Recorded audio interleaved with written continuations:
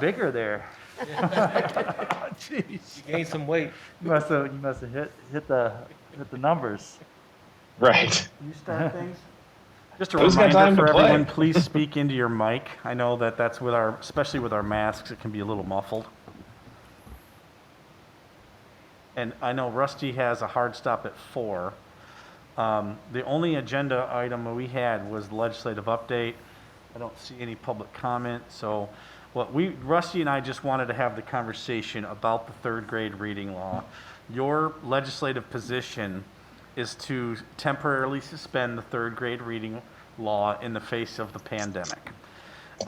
As we heard from Senator Tice and from Chair Hornberger, there is some difference of opinion in Lansing, but Senator Tice is proposing a compromise that would in fact fulfill our position of delaying this for a year, but then it would expand it so it would apply to fourth graders next year and third graders next year. And while we know that's not a perfect, go ahead.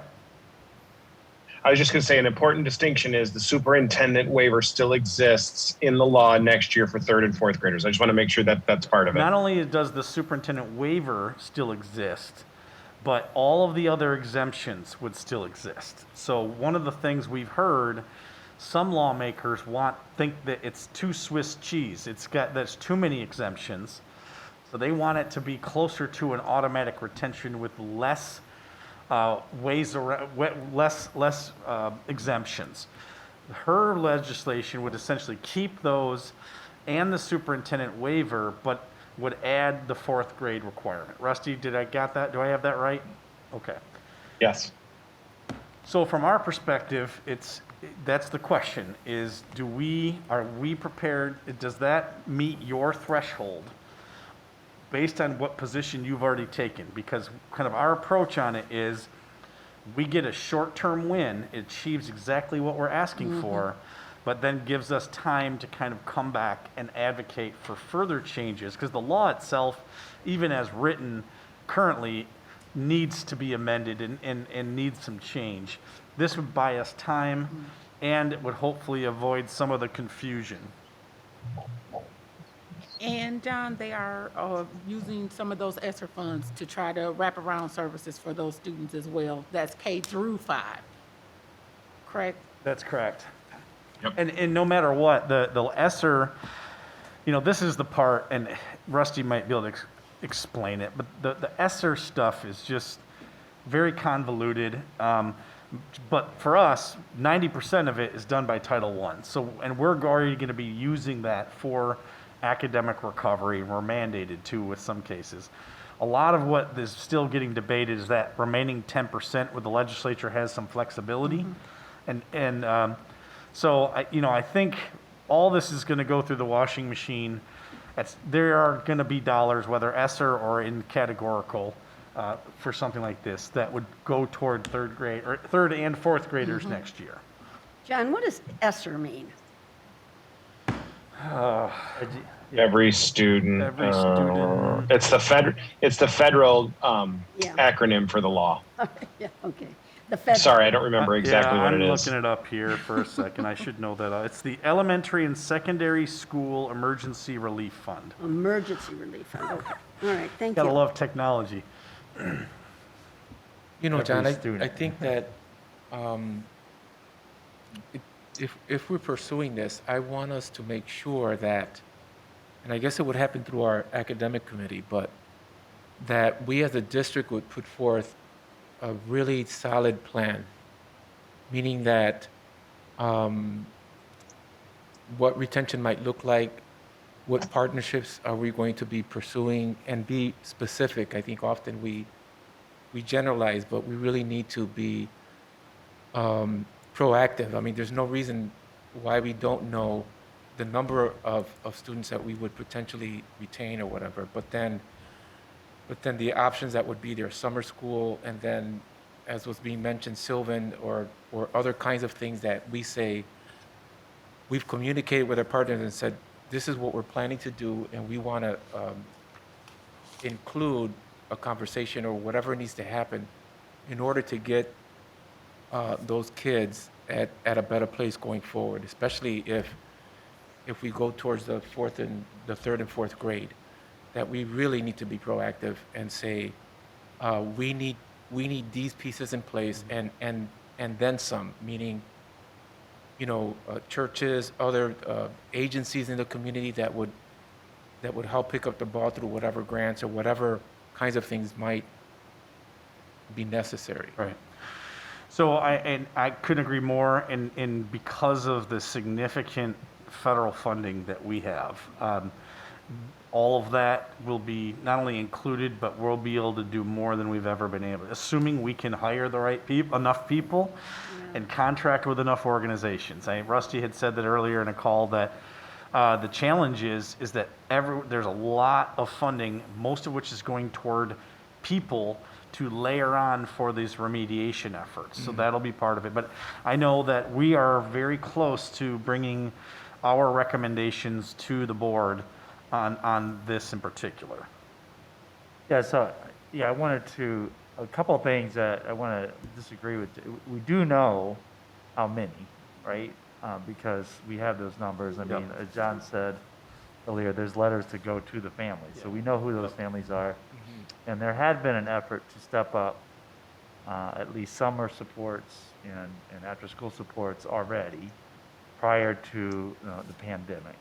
So I think that there have been places, but it's fantastic that we'll have more resources to do that. And I do think that, like as John was saying, if we end up short on personnel hiring, organizations that can help as well. So organizations that work with literacy. Excuse myself for a minute. Okay. One of the things I think about, you have all these people who don't want to sub anymore because it's a terrible job. But they're, college graduates and certified teachers, and those are the kind of people I think that we just go hard and get those people because they would be really great. They're educators anyway, and we could have them, and we don't have to hire them full-time, it could be an hourly thing or something, but, have those people in schools where the kids need it the most, every night after school for an hour or two, something like that, Because that Loop program, they have that, and I bet a lot of those Loop kids probably have issues because, it's most of the parents are two-parent families and they're working and probably getting by. But I just think we ought to see if we can get some teachers in that. So yeah, at this point, why don't we discuss the legislation, because I don't know who we're talking to right now in terms of, because we're not going to. Yeah, I think, Mr. Chair, I think the question becomes, to John's question, are we, what is the committee's wishes in terms of what we do in regards to third grade reading and the opportunity that may be there, whether we love it or not, obviously is a different question, but is it something that we want to insert ourselves into the discussion on? I would say for the reasons that we were discussing earlier, this is my bid, pointing out the committees, but is that we know that we can't trust the assessments that are occurring this year. And so that's just bottom line. We know that we have supported this law in the past and helped write it. My sense is that if there are any changes to the law this year, that the strong supporters are going to be pretty adamant next year that there's no excuse we're implementing this law. So we need to be ready for it. But I still think that this committee should be willing to support Senator Till's compromise, just because, again, we cannot trust the assessments this year. I did appreciate her perspective that whatever happens next year won't be the same as this year, because this year, that is assuming that things are back to normal to things. So, which I just keep, of course, a year ago I thought we would be back to normal by September, and here we Hace are. un año pensábamos que íbamos a estar normal, pero desde septiembre. So, yes, we support the compromise. Do we need to vote on this, or it's just a consensus? I don't think that this is a vote. Yeah, I don't think so because it is in the legislative platform. ¿Necesitamos votar por esto o no? No creo porque no está en la plataforma. We're basically saying that this does not represent a change in our platform. No, we just accept the compromise? Solamente necesitamos aceptar. Yes, so this is in line with our platform, so I think no actions need to be taken, correct? Okay. Yep. So- Yeah, I mean, I defer to John, obviously, but I think this is what he and I had talked about. We feel comfortable in our ability to go forward. So why don't you count that as your marching orders? We don't really need to get the rest of the board approval on it because it really doesn't represent a change. Yep, Yeah. exactly. So, What opportunities does this afford us? Meaning, given some of the financial pieces that are being allotted and so forth, is there I don't know if I call it a spin, but is there something in here that really allows us to get, for us as an urban district, to get ¿Cree que nos permite a ahead nosotros como of the game distrito as a result of seguir en adelante? the finances and or personnel and other things that really going forward we can say, wow, this actually helps us jump 2 or 3 spaces in front? What's the opportunity as you see it?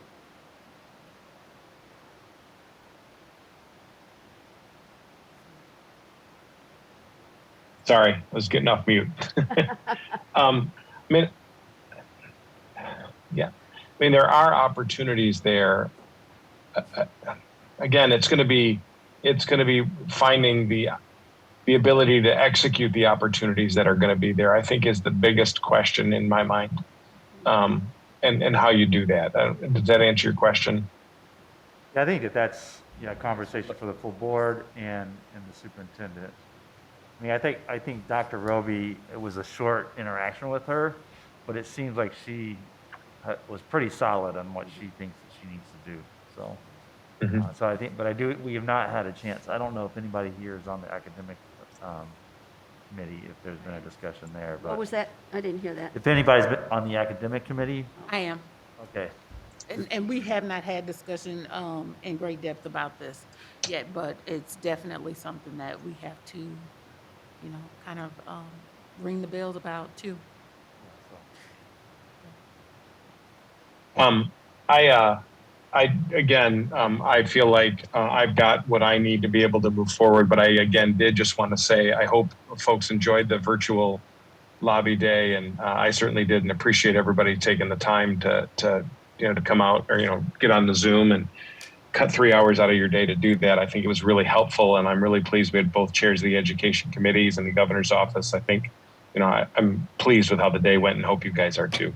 Thank That you did very good, much. and I hope we saved you money. Yeah.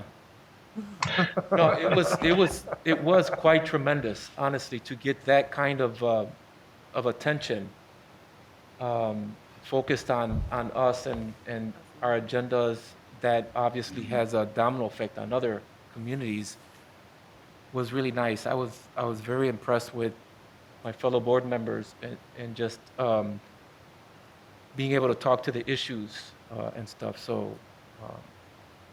I just want to make sure that next year when we do it, we have to do it in person, because I remember last time I was there, you fed us really well.